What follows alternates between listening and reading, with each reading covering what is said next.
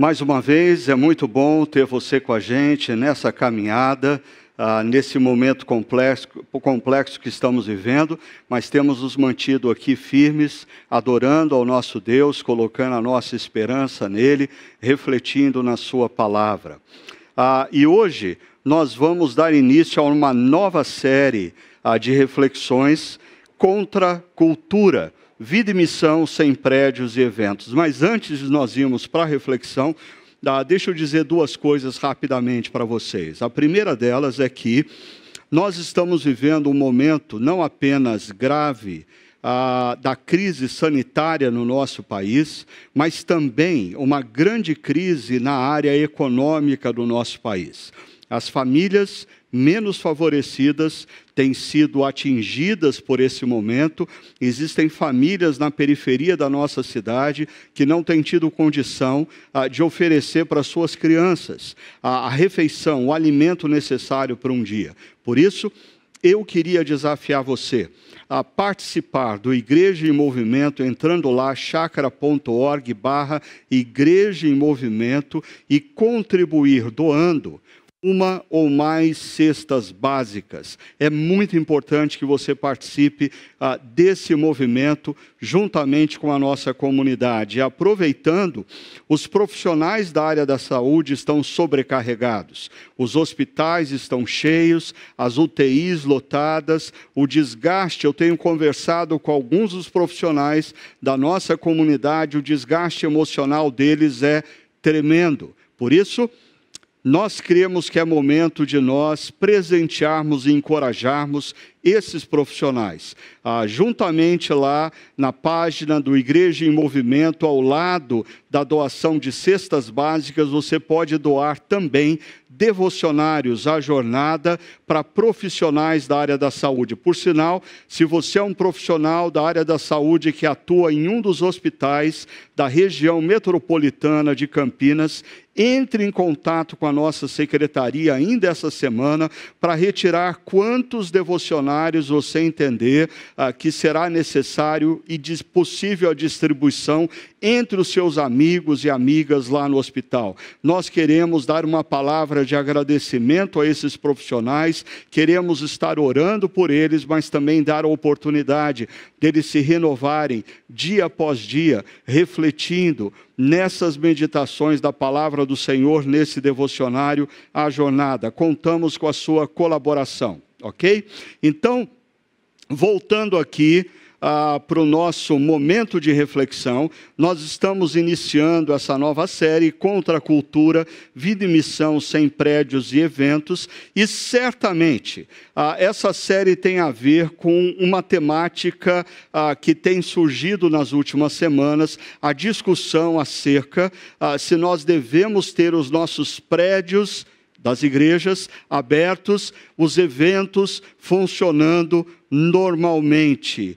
Como vocês sabem, a nossa comunidade, desde o início dessa pandemia, tem mantido seus prédios fechados. Mas nós temos dito, os nossos prédios estão fechados, mas a igreja continua em missão. No entanto, no contexto brasileiro, essa discussão tomou proporções grandes. Eu diria que, infelizmente, alguns líderes religiosos confundiram demais a cabeça das pessoas, fazendo com que esse assunto fosse tratado como cerceamento da liberdade religiosa ou até mesmo perseguição religiosa.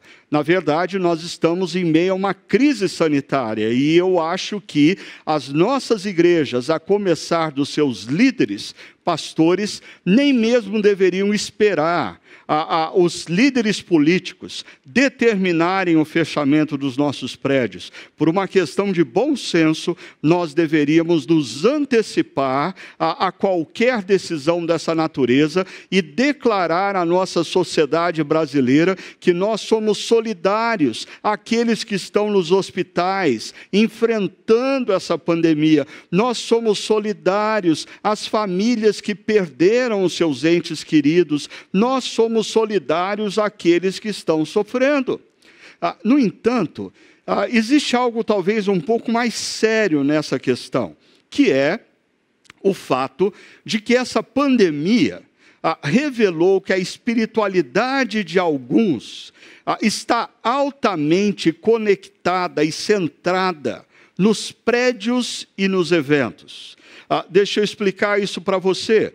De repente, os nossos prédios se fecham e os eventos não são mais possíveis, e algumas pessoas, homens e mulheres que se dizem discípulos de Cristo, começam a esmorecer, começam a desanimar, começam a abrir mão de compromissos que dizem respeito às marcas da nossa vida como discípulos de Cristo na sociedade brasileira. Por isso, nós decidimos, com essa série, visitarmos a primeira carta de Pedro, escrita a irmãos e irmãs que estavam dispersos por toda a Ásia Menor, mais especificamente o norte da Ásia Menor. Nós vamos conversar sobre esse texto, exaltando justamente o fato de que Pedro os convida a viverem no meio de pessoas que não compartilham dos mesmos princípios da fé, viverem uma contracultura. Eles também não tinham prédios, eles também não tinham eventos, mas eles estavam comprometidos a viver a vida cristã através da sua própria história e cumprir a missão que havia sido dada a cada um deles. A primeira carta de Pedro começa com a seguinte declaração de Pedro. Pedro, apóstolo de Jesus Cristo, ele se apresenta, e aí ele vai apresentar os seus destinatários, aos eleitos de Deus, peregrinos dispersos no Ponto, na Galácia, na Capadócia, na província da Ásia e na Bitínia. Importante, para nossa compreensão dessa carta e da mensagem dessa carta, é de fundamental importância nós entendermos quem são esses peregrinos dispersos. E aproveitando que a nossa comunidade possui um biblista agora na sua equipe de pastores, eu gostaria de convidar o pastor Tiago, e eu queria aproveitar a presença do Tiago para fazer duas perguntas a ele. Tiago, muito bom ter você com a gente, e eu quero aproveitar esse momento para fazer duas breves perguntas para você. Primeiro, quem são esses peregrinos forasteiros? Segundo, qual o ponto de conexão entre o contexto que eles viviam e o nosso contexto atual?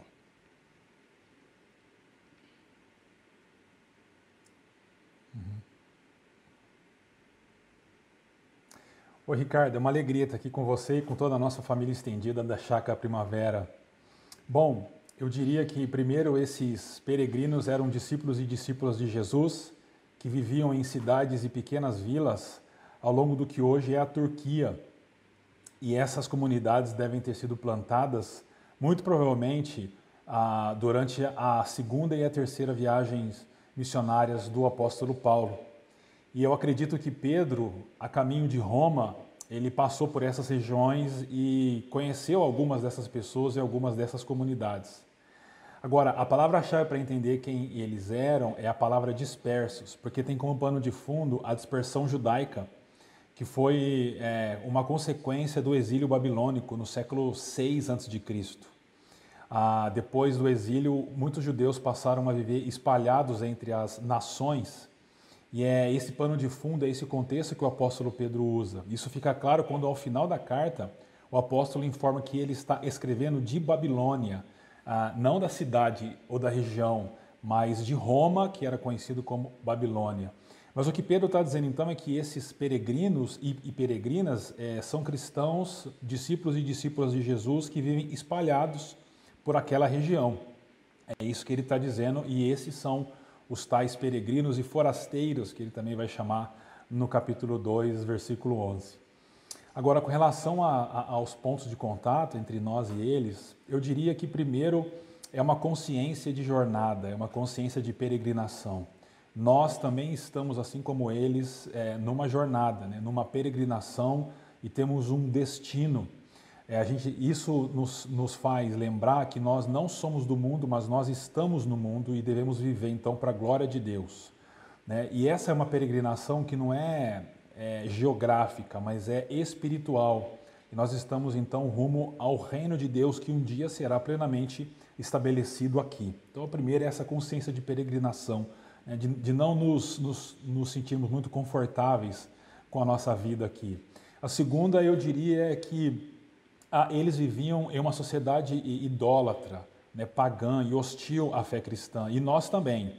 Imaginar que nós vivemos em uma sociedade cristã é um erro. É claro que alguns valores cristãos permeiam a nossa sociedade, sim, mas a nossa sociedade é idólatra e hostil à fé cristã. Isso significa que viver de acordo com o Evangelho gera desafios e pode resultar até em sofrimento, que era o que aqueles irmãos e irmãs que a carta endereça estavam passando. Mas isso significa que nós, assim como eles, devemos viver vidas dignas do Evangelho de Jesus, independente das consequências que isso possa trazer, e assim testemunhar do Evangelho em meio a uma sociedade idólatra. E, por fim, eu diria que aqueles cristãos, eles não tinham prédios e eles não promoviam eventos grandiosos, né? Eles se reuniam em suas casas, quando muito na casa de alguém que era um pouco maior, com outras pessoas, com outras famílias.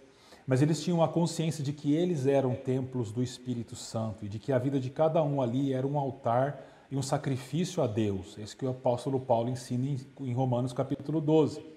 Da mesma forma, nós também estamos vivendo tempos muito difíceis e com muitos desafios diante de nós e de limitações. Mas assim como eles, nós precisamos ter a consciência de que cada um de nós é um templo do Espírito Santo e que nossas vidas devem ser vividas como sacrifícios vivos a Deus, e assim nós viveremos em missão. Então eu diria que a consciência de peregrinação, a coragem para viver em uma sociedade pagã e idólatra os valores do Evangelho e o entendimento de que cada um de nós é um templo do Espírito Santo e vivemos em missão. Eu diria isso. Obrigado pela oportunidade. Um abraço a todos. Joia, Tiago, muito obrigado por participar aqui com a gente e trazer essa elucidação para todos nós. Eu não sei se você notou, mas a quantidade de vezes que o pastor Tiago menciona a palavra consciência. E é interessante porque quando nós olhamos para o texto bíblico, parece que Pedro está desafiando cristãos espalhados por toda aquela região, cristãos que viviam no meio de pessoas com uma cosmovisão completamente diferente da espiritualidade cristã, terem consciência de que eram peregrinos, consciência de peregrino. E olha só o que o apóstolo Pedro fala logo em seguida: peregrinos escolhidos de acordo com o pré-conhecimento de Deus Pai, pela obra santificadora do Espírito, para a obediência a Jesus Cristo e a aspersão do seu sangue, graça e paz lhes sejam multiplicadas. Aqui nós temos um prato cheio para quem gosta de uma boa teologia. O Pai é aquele que desde a eternidade nos elege, desde a eternidade pensa em cada um de nós, desde a eternidade olha para cada um na história e diz: eu te quero, meu filho. O Espírito Santo de Deus é aquele que santifica, é aquele que separa cada um de nós para uma obra, ou na linguagem do apóstolo Paulo em Efésios 1, nos cela ou nos concede o poder para executarmos toda boa obra na história. Mas o Filho, Jesus Cristo, nos apresenta a missão. Nós fomos eleitos, escolhidos, nós fomos separados, santificados, para a obediência a Jesus Cristo. E essa obediência a Jesus não é fruto de uma obrigação para conquistarmos a salvação. Não, é fruto da nossa gratidão por Ele já ter derramado o seu sangue por nós. Por isso, quando nós falamos de consciência de peregrino, isso nos leva a pensar no tema da reflexão de hoje, que é: nós precisamos caminhar com os pés na história e olhos na eternidade. A consciência de peregrino faz com que caminhemos na história com os pés inseridos nessa história, engajados nos problemas que emergem no nosso dia a dia, mas sem perdermos a noção de que nós estamos caminhando para a eternidade, que o nosso ponto de referência transcende a própria história. Deixa eu mostrar para vocês como Pedro faz isso nos versos seguintes do texto que nós estamos lendo. Vamos começar pelo verso 3, que diz o seguinte: conforme a sua grande misericórdia, Ele, o Deus Pai, nos regenerou para uma esperança viva, por meio da ressurreição de Jesus Cristo dentre os mortos. Perceba essa palavra, ou esse verbo: Ele nos regenerou.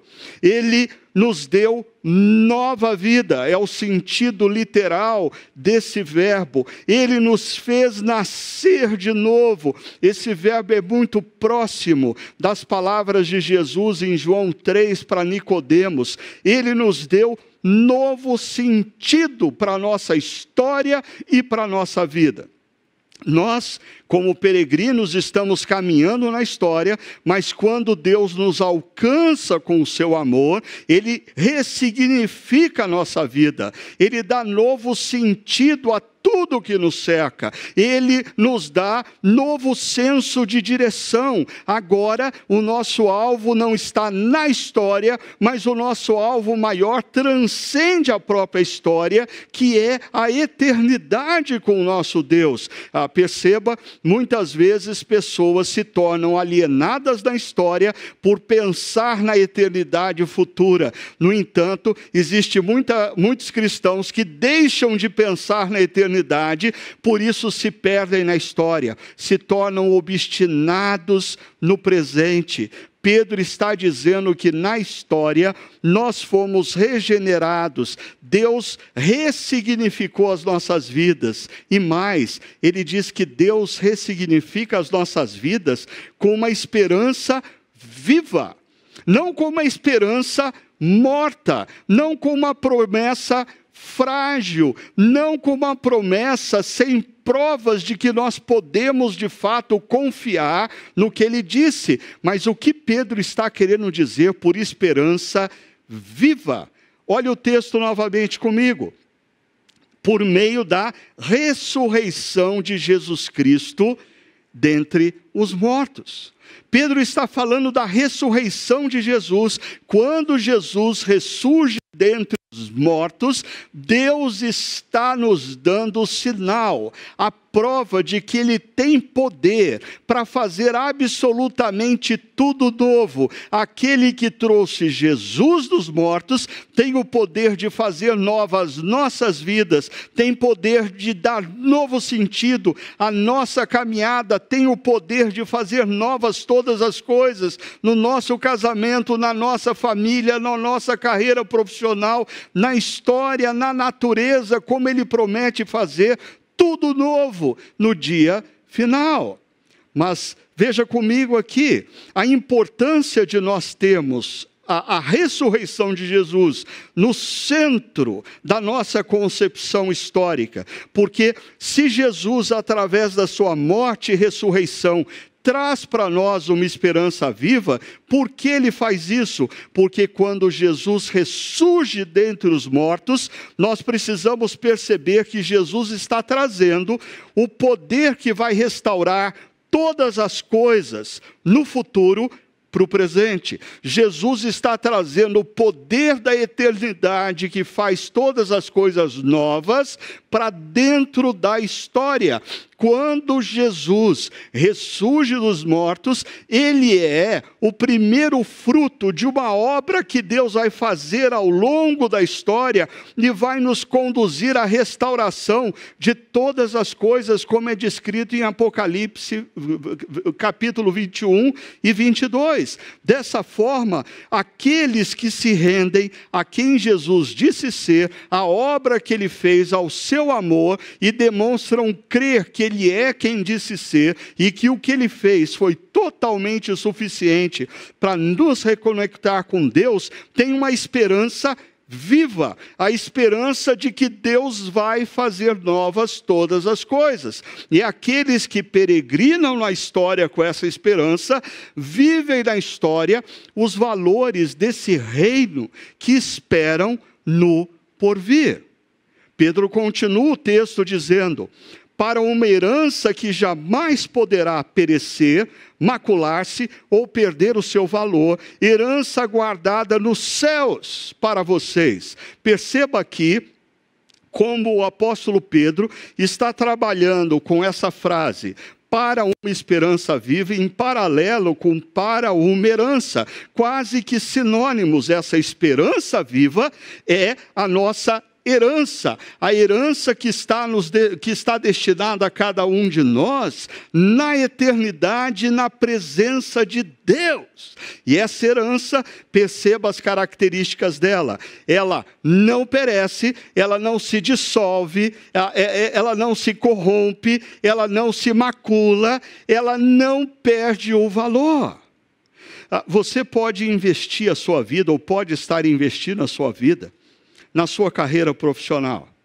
E por mais que você se ache bem-sucedido nesse momento, essa esperança é muito frágil, porque quando você se aposentar, semanas ou meses depois, absolutamente ninguém vai se lembrar de você. Ou às vezes a carreira profissional, antes mesmo da aposentadoria, se dissolve, se dilui, o sucesso é frágil, você pode estar colocando toda a sua expectativa nos bens materiais, nos investimentos financeiros, e de repente vem uma crise mundial e rouba de você tudo quanto você estava guardando como a sua esperança futura. Você pode estar colocando toda a sua esperança na sua família, de que você vai viver um projeto familiar fantástico, que os seus filhos, depois de crescidos, vão estar à mesa com você, vão respeitá-lo e tudo vai estar bem. De repente, crises assolam as nossas famílias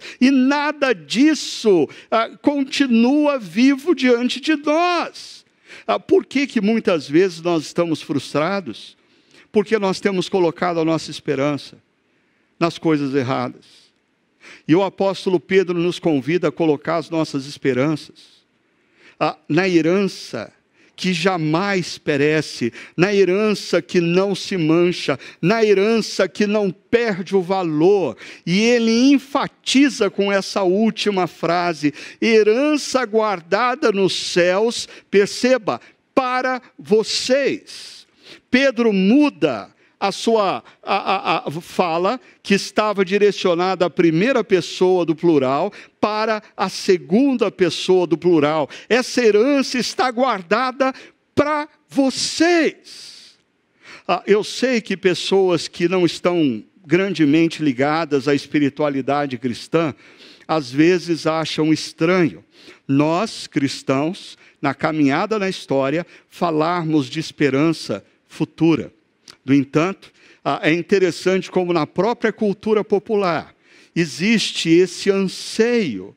Talvez poetas e cantores da nossa cultura não sabem expressar com as palavras que a Bíblia apresenta, mas você pega uma canção como Vilarejo, de Marisa Monte, ou você pega uma outra canção, A Bandeira do Divino, de Ivan Lins, ou mesmo no contexto internacional, você pega Imagine, de John Lennon, e você vai ver como poetas e cantores e artistas anseiam por um mundo que eles não tem no presente. Volto a repetir, certamente quando nós colocamos a nossa expectativa no futuro, os nossos olhos na eternidade, nos esquecemos de colocar os nossos pés na história, nós podemos cometer o erro da omissão, da alienação. No entanto, muitos cristãos hoje estão com os pés na história e tão envolvidos com os projetos da história, seu projeto profissional, seu projeto econômico, seu projeto familiar, e estão perdendo a noção da eternidade, se tornando homens e mulheres obstinados pelo presente. Nós precisamos recordar aonde está o nosso tesouro. Nós precisamos relembrar aonde está a nossa esperança. Como cristãos, vivendo no mundo cheio de adversidades como o que nós estamos vivendo, nós precisamos constatar que existe alguma coisa profundamente errada nesse mundo no qual nós estamos inseridos. E nós precisamos desejar, realmente ansiar, por aquele novo céu e nova terra descrito em Apocalipse 21 e 22. Quem sabe toda essa crise sanitária e econômica que nós estamos vivendo é uma forma de Deus nos desestruturar para nós nos lembrarmos aonde está o nosso tesouro, ou aonde deveria estar o nosso tesouro. Isso me traz à mente uma canção que é conhecida de todos vocês: lá está o meu tesouro, lá onde não há choro, onde todos cantaremos juntos hinos de louvor. E essa canção simples é uma expressão de Apocalipse 21, quando Deus faz novas todas as coisas, os céus e a terra. Eu não sei se o pessoal aqui da nossa banda poderia cantar essa canção para a gente. Lud, Lucas, dá para sair? Por favor.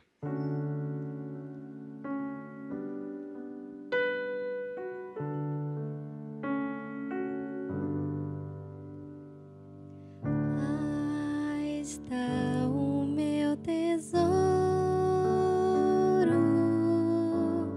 lá onde não há choro, onde todos cantaremos juntos hinos de louvor. Lá está o meu tesouro, lá onde não há choro,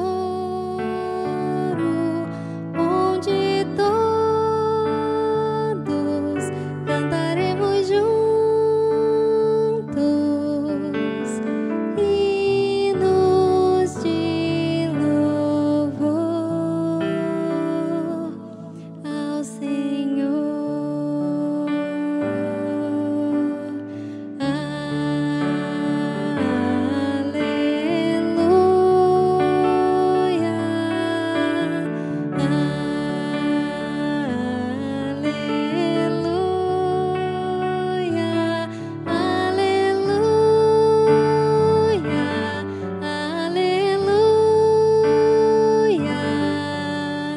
Hinos de louvor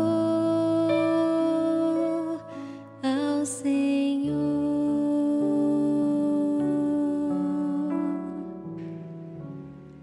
Essa é uma dimensão que nós, cristãos do século 21, precisamos resgatar. Nós precisamos estar com os pés na história, comprometidos com os desafios que nos cercam, mas tomando cuidado para não nos esquecermos de onde de fato deve estar o nosso tesouro, porque nós podemos estar colocando a nossa esperança, a nossa segurança no lugar errado. Nós precisamos, talvez toda manhã, nos lembrarmos dessa canção, para, em meio a tanto sofrimento que nos cerca nesse momento da história, lembrarmos que a última palavra não é a dor, a última palavra não é a lágrima, a última palavra não é a morte, a última palavra vem de Deus, o Deus que tem o poder de fazer novas todas as coisas, e esse poder que vai fazer novas todas as coisas no dia final, com a ressurreição de Jesus, ele trouxe para dentro da história esse poder para que eu e você possamos usufruir dele. Mas, tendo em mente, então, essa herança guardada, deixa eu seguir o trecho de Pedro que ele diz, vocês que, na medida da fé, são protegidos pelo poder de Deus, até chegar à salvação, prestes a ser revelada no último tempo. É interessante que, se esse verso aqui destacado fala de que a nossa herança está guardada, Deus tem a nossa herança guardada, garantida, o reconhecimento que você não alcançou na história, o amor que não foi correspondido a você, a satisfação e a realização que você talvez não conseguiu alcançar através da sua carreira, da sua família, da sua vida, tudo isso está guardado por Deus para você na eternidade, mas o texto vai além, dizendo que não apenas a herança está guardada, mas os peregrinos estão protegidos pelo poder de Deus na sua peregrinação na história. Ou seja, Deus nos protege com o seu poder enquanto nós peregrinamos na história. Isso significa que nós não temos dor, isso significa que nós não temos lágrima, isso significa que não temos decepções? Não. Isso me lembra o que o apóstolo Paulo nos diz na segunda carta aos Coríntios, capítulo 4, ele diz: mas temos esse tesouro em vaso de barro, para mostrar que esse poder, que a tudo excede, provém de Deus e não de nós. De todos os lados somos pressionados, mas não desanimados. Ficamos perplexos, mas não desesperados. Somos perseguidos, mas não abandonados. Abatidos, mas não destruídos. Mas o apóstolo Paulo, num outro texto bem conhecido, fala sobre essa proteção de Deus, do poder de Deus na nossa peregrinação. Romanos capítulo 8, a partir do verso 37, Paulo diz assim: mas em todas essas coisas somos mais que vencedores por meio daquele que nos amou. Pois estou convencido que nem morte nem vida, nem anjos nem demônios, nem presente nem o futuro, nem quaisquer poderes, nem altura nem profundidade, nem qualquer outra coisa na criação será capaz de nos separar do amor de Deus que está em Cristo Jesus, nosso Senhor. Eu não sei qual é o nível de aflição que você está vivendo. Eu não sei qual é a complexidade dos problemas que você está enfrentando. Eu não sei qual o volume de perdas, quer de vidas, quer de negócios financeiros, qual o volume de perdas que você já teve com toda essa pandemia, mas uma coisa eu sei: Deus não te desamparou, Deus está com você. O poder de Deus que nos sustenta ao longo dessa peregrinação é suficiente para nos levar, sim, até aquele dia de final, em plena segurança, para usufruirmos e desfrutarmos da herança que Deus tem garantida a todos nós. Pois bem, Pedro diz: nisso vocês exultam, nisso vocês se alegram. Vocês devem se alegrar, e lembre-se, esses forasteiros dispersos, peregrinos dispersos, eles estavam passando por dificuldades, por adversidades, como disse o pastor Tiago há pouco, mas eles podiam se alegrar na lembrança de que a herança está garantida e que o poder de Deus não os desampararia ao longo da jornada. Nisso vocês exultam, mas olha o realismo de Pedro: ainda que agora, por um pouco tempo, se comparado à eternidade, o nosso tempo de vida é pouco tempo, devam ser entristecidos por todo tipo de provação. Pedro está dizendo que nós vamos enfrentar dificuldades, nós vamos enfrentar adversidades, nós vamos ter momentos em que as lágrimas vão escorrer dos nossos olhos. No entanto, esse tempo, ele é curto quando nós nos lembramos do que Deus tem preparado para nós na dimensão eterna. Lembre-se, nós estamos falando de que como peregrinos nós estamos com os pés na história e por isso nós enfrentamos lutas, enfrentamos dificuldades, mas os olhos na eternidade renovam as nossas forças para caminharmos em perseverança nesse momento.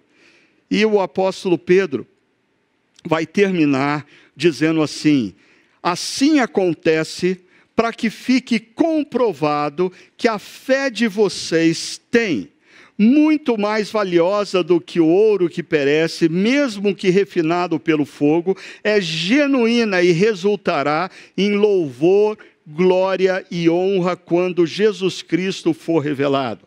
Perceba que nesse centro, Pedro faz uma comparação da fé que está sendo provada, da fé do peregrino sendo provada, com o ouro que é provado pelo fogo.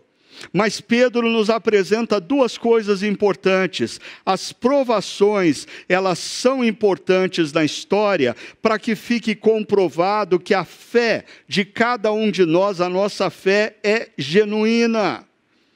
Como foi no caso de Jó. Lúcifer questionava a fé de Jó, e a adversidade foi a forma como a fé de Jó se mostrou genuína.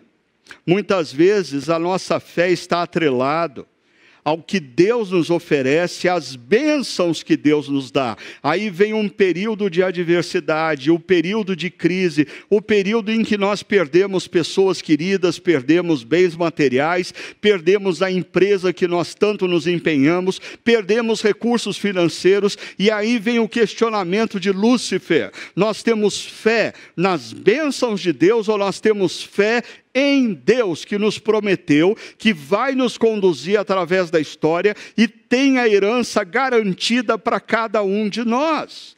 Pedro está afirmando que a nossa fé é comprovada através da provação. Mas mais uma coisa Pedro nos diz, que a nossa fé, a maneira como nós respondemos à provação, a maneira como nós respondemos na adversidade, resultará em louvor e glória e honra a Jesus Cristo. A maneira como você está respondendo a essa pressão emocional que você vive, a maneira como você, como cristão, está respondendo ao desafio de viver a espiritualidade cristã com os prédios fechados e sem eventos, a maneira como você está respondendo diante das perdas, vai ou pode gerar o louvor, a glória e a honra de Jesus, ou não.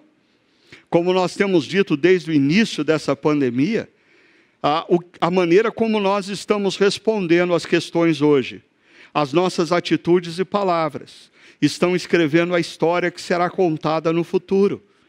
Não só no futuro da história, mas no futuro da eternidade. Nós precisamos, como os cristãos, nos lembrar ou ganhar novamente a consciência de que nós somos peregrinos, de que nós temos, que o nosso alvo final transcende a própria história e que isso renove as nossas forças para vivermos no presente a vida que Deus quer que nós vivamos e a missão que Deus quer que nós exerçamos, mesmo sem prédios ou eventos. Dessa maneira, eu queria concluir essa reflexão, convidando a você a refletir e colocar em prática 3 coisas. A primeira delas é: resgate a consciência de peregrino. Resgate a consciência de peregrino. Essa pandemia nos trouxe uma realidade. Existe algo de profundamente errado no sistema que nós estamos inseridos. Nós precisamos reconquistar a consciência de que nós estamos passando pela história, mas nós pertencemos à eternidade. Nós precisamos ter os pés na história, mas os nossos olhos na eternidade. Nós precisamos relembrar aonde está o nosso tesouro. Com isso, eu desafio você também ao anseio pela herança guardada nos céus. Anseie por essa herança. Volte a pensar um pouco mais nessa herança. Tire a sua mente e o seu coração dos negócios do presente. Pare de calcular tanto o lucro na história e comece a pensar no que Jesus disse, que nós devemos colocar o nosso tesouro aonde traça não corrói, aonde ladrões não roubam. Nós precisamos exercitar o nosso coração a voltar a pensar na eternidade. E por fim, responda à aprovação, de forma que Jesus seja glorificado. Eu sei, esse momento não está sendo fácil para nenhum de nós. Mas é esse o momento que Deus colocou você para viver, eu para viver.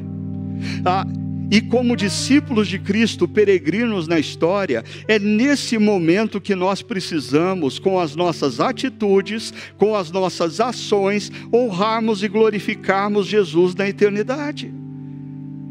É esse o momento que nós precisamos perseverar na nossa espiritualidade, é nesse momento que nós não podemos nos desconectar da comunidade cristã, nem muito menos da missão. É nesse momento que nós precisamos nos juntar para ajudar os mais necessitados. É nesse momento que nós precisamos, aqueles que se sentem um pouco mais fortes, entrar num grupo pequeno, entrar num grupo de oração para encorajar aqueles que estão enfraquecidos. É nesse momento que você que está conectado a esse encontro de adoração precisa ir atrás daqueles irmãos e irmãs que se desconectaram.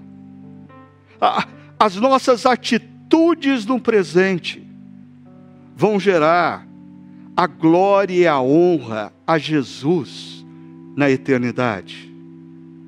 Por isso, eu desafio você, resgate a consciência como peregrino, anseie pela herança guardada nos céus e responda